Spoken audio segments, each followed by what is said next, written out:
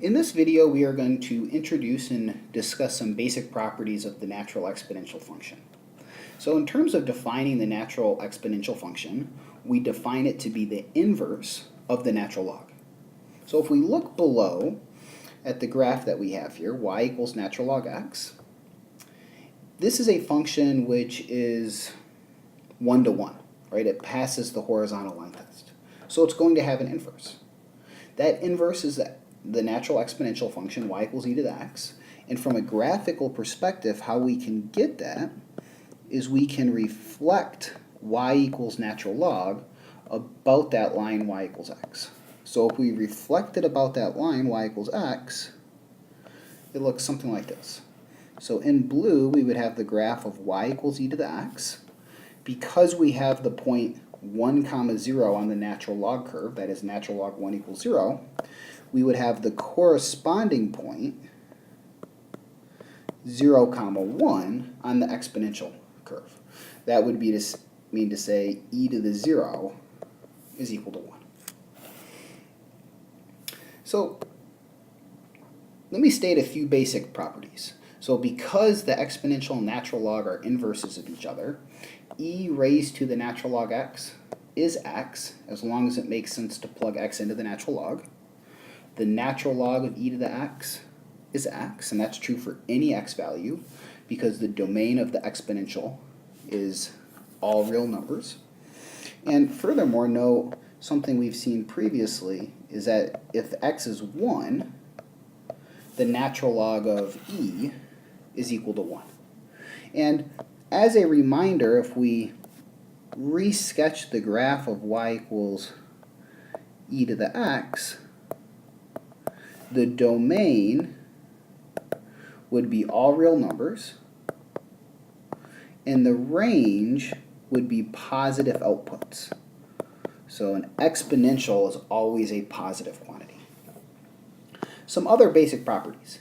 E to the a plus b is e to the a times e to the b. E to the a minus b is e to the a over e to the b. E to the minus x is 1 over e to the x.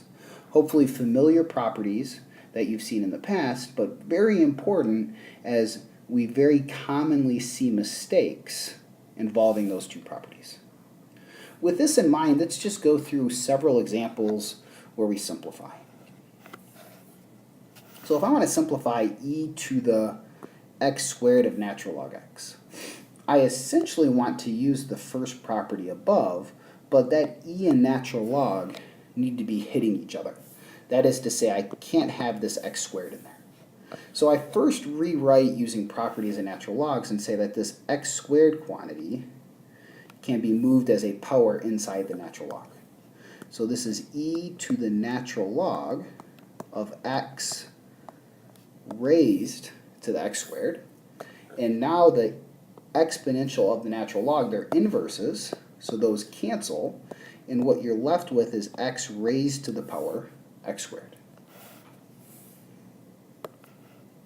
So similar, let's go ahead and simplify.